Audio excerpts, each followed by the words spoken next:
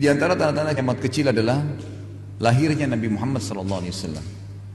Sebagaimana beliau mengatakan, ya hitunglah kiamat itu akan terjadi, tanda-tanda kecilnya dengan lahirnya aku, kemudian diutusnya aku dan meninggalnya aku. Lahir, diutus dan meninggal. Kemudian beliau mengatakan tanda-tanda kiamat kecil juga adalah terbukanya pintu fitnah yang masuk di setiap rumah penduduk Madinah. Dan ini ulama mengatakan sebagaimana Hudzaifah bin Yaman radhiyallahu anhu, sahabat Nabi yang terkenal sebagai orang yang selalu menyimpan rahasia Nabi itu, pernah Umar bin Khattab berkata, "Wahai Hudzaifah, fitnah itu kapan terjadi? Yang Nabi bilang tanda-tanda kiamat tuh." Kata Hudzaifah kepada Umar, "Wahai Amir Mukminin, tidak usah Anda takut, karena Anda adalah pintunya. Anda adalah pintunya, karena fitnah itu terjadi pada saat Umar bin Khattab meninggal dunia. Seperti terjadi terbunuhnya Uthman, perang antara Ali dengan Aisyah, perang antara Ali dengan Muawiyah, kemudian terbunuhnya Ali. Maka itu terjadi setelah meninggalnya Umar bin Khattab. Ini juga disebutkan dalam hadis yang lain, Nabi SAW pernah naik di atas sebuah batu, kemudian beliau berkata, "Sungguh demi zat yang ubun-ubunku dalam genggamannya, aku melihat fitnah-fitnah ya di depan-depan rumah setiap masyarakat Madinah yang siap masuk ke rumah mereka." Dalam riwayat ini dikatakan kalau terjadi fitnah itu, maka patahkanlah pedang-pedang kalian, masuklah ke rumah-rumah kalian dan lebih fokus beribadah secara pribadi. Jangan ikut-ikutan. Kemudian tanda-tanda kiamat kecil juga termasuk adalah tersebarnya Islam ini ke seluruh penjuru timur dan barat. Dan ini terjadi juga di zaman Umar bin Khattab radhiyallahu anhu. Persia runtuh di zaman Umar, sebagian besar wilayah Romawi runtuh, dan Islam akhirnya menyebar. Ini tanda-tanda kiamat kecil yang kelima. Tanda-tanda kiamat kecil yang keenam, terjadinya fitnah di wilayah haram, pembantaian di wilayah haram. Dan ini sudah terjadi ya di Saudi. Ada satu suku Arab waktu itu dan pimpinannya masuk ke Masjid Haram dan membunuh jemaah haji. Ini saya tidak terlintas tahun berapa, tapi terjadi ya di abad ke-19an Masehi lah, 1900-an itu terjadi. Itu ada pembantaian besar-besaran. Kemudian termasuk tanda-tanda kiamat kecil itu adalah tersebarnya zina. Sampai-sampai kata Nabi SAW, seseorang di antara mereka yang paling baik di zaman itu pada saat zina tersebar itu, dia bilang dia melihat orang lagi bercumbuan, dia cuma mengatakan, kalau seandainya kau buat di belakang tembok itu maksimal yang dia bisa lakukan. Dia nggak bisa berhentiin zina itu.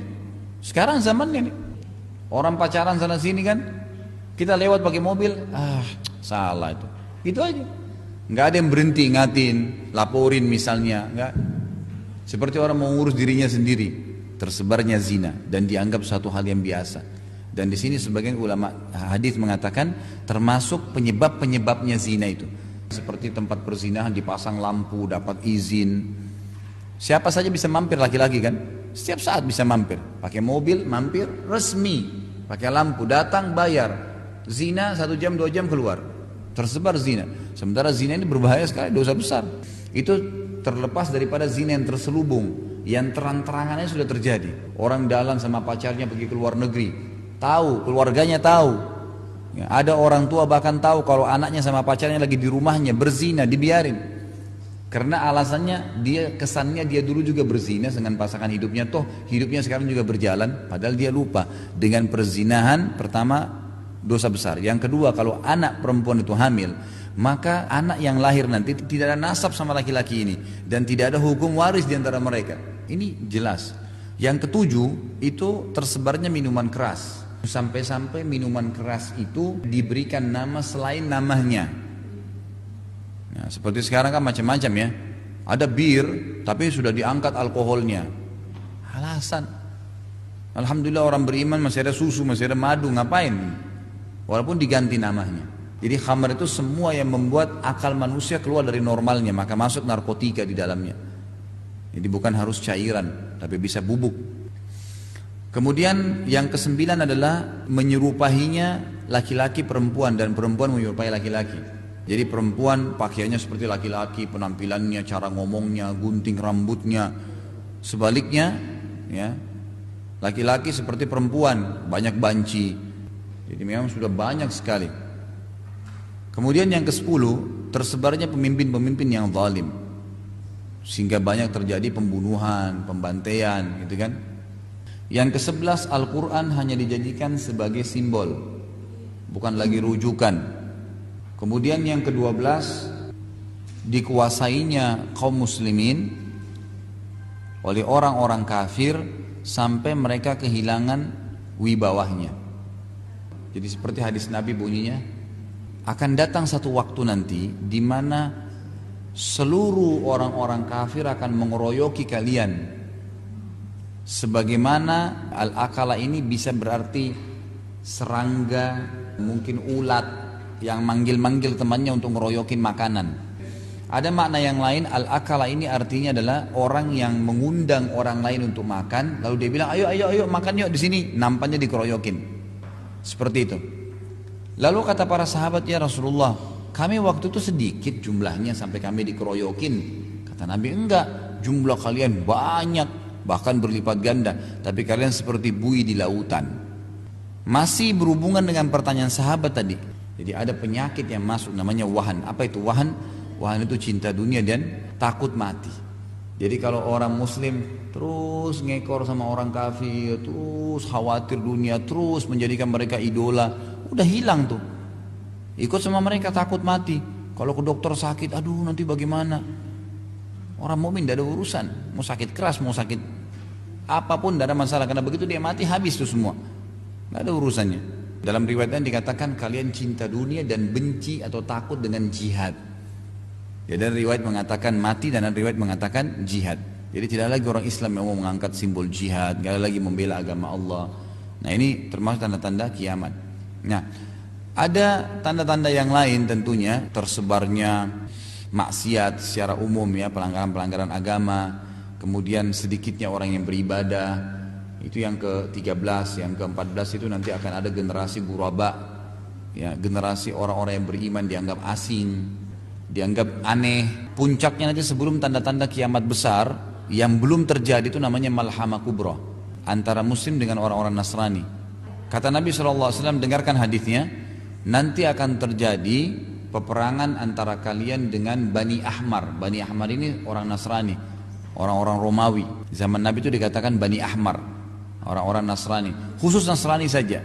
Nah awal kisahnya Nabi ceritakan, kata Nabi SAW, kalian akan bertahaluf. Tahaluf itu akan bekerja sama dengan mereka untuk memerangi satu kaum, tapi nggak disebutin siapa itu. Apakah itu komunis, apakah itu, pokoknya ada satu kaum yang kita sama Nasrani ini bersatu, seluruh dunia nih ceritanya nih. Kemudian kita akan bersatu, lalu kita memenangkan peperangan. Muslim sama Kristen ini yang bersatu ini memenangkan peperangan. Pada saat mereka pulang ke negara masing-masing, terjadilah cekcok kecil antara prajurit Muslim sama prajurit Nasrani di negeri Syam, di Damaskus, di ibu kota Syria. Terjadi ribut pada saat itu karena orang-orang Nasrani mengangkat bendera salib sambil dengan bangga mengatakan kami yang memenangkan peperangan. Maka si Muslim ini mengatakan kami juga terlibat, cekcok gara-gara itu. Maka akhirnya terjadi ribut dan mereka perang. Terjadi perang kecil. Kata Nabi SAW, maka Allah menghormati dan memuliakan kelompok Muslim yang ada itu dengan semua mati syahid, terbunuh semua. Lalu di hari kedua ada segelintir umat Islam lagi yang bersatu, lalu Allah hormatin dan muliakan lagi dengan mati syahid, terkalahkan. Hari ketiga berkumpul lagi, terbunuh lagi mereka semua mati syahid. Setelah itu hari keempat seluruh muslimin seluruh dunia bersatu. Nah pada saat itu kata Nabi SAW, maka karena muslimin bersatu semua, orang-orang Nasrani pun bersatu di bawah 80 bendera. Sebagian ulama hadis mengatakan 80 negara. Jadi perang besar-besaran. Terjadi peperangan yang Allahu alam berapa lama waktunya, tapi terjadi peperangan besar-besaran. Sebagian riwayat menyebutkan pada saat itu peperangan akan terjadi kembali seperti zaman dulu menggunakan kuda. Ada sebagian ulama yang mengatakan kemungkinan karena besarnya peperangan, jadi mungkin semua yang merupakan sumber daya listrik ini habis. Jadi orang tidak lagi pakai mobil, nggak ada pakai pesawat, nggak ada bensin. Kembali seperti zaman dulu. Allahu alam kita sampai atau tidak, tapi yang jelas itu akan terjadi nanti. Kata Nabi SAW, mereka akan menunggangi kuda-kuda. Lalu kalian akan memenangkan peperangan sampai kalian menembus Rum. Nah Rum ini sebagian besar ulama hadis mengatakan adalah Vatikan. Pada saat itu iblis ketakutan Karena dengan menangnya muslimin berarti nanti pendapat yang mengatakan Tuhan punya anak, Allah punya anak, itu kan iblis yang sebarin. Itu akan hilang. Maka dia menjelma jadi manusia, lalu masuk di tengah-tengah muslimin dan dia teriak, wahai muslimin, seakan-akan dia bagian dari orang Islam gitu. Wahai muslimin, Dajjal sudah keluar di antara kalian, di rumah-rumah kalian. Nah, pada saat dia ucapkan Dajjal, kata Nabi SAW, pada saat itu pasukan mujahidin tahu benar ini sudah dekat masanya Dajjal keluar. Dan apa pesan Nabi kalau Dajjal keluar? Kata Nabi SAW, kalau kalian dengar Dajjal keluar di satu tempat, menghindarlah. Selamatkan diri kalian walaupun harus ke atas gunung. Dan jangan seseorang di antara kalian mengatakan iman saya kuat, saya mau lawan, nggak bisa. Ya kata Nabi SAW, bisa saja dia mengucapkan itu, ternyata dia jadi pengikutnya. Nah akhirnya pasukan mujahidin bubar. Pada pulang masing-masing ke rumahnya karena ingin menyelamatkan keluarganya. Ternyata pada saat mereka pulang ke keluarganya tidak ada Dajjal, belum keluar. Nah kata Nabi SAW, pada saat itulah Dajjal keluar. Jadi terakhir tanda-tanda kiamat kecil itu. Lalu Dajjal keluar, tanda-tanda kiamat besar.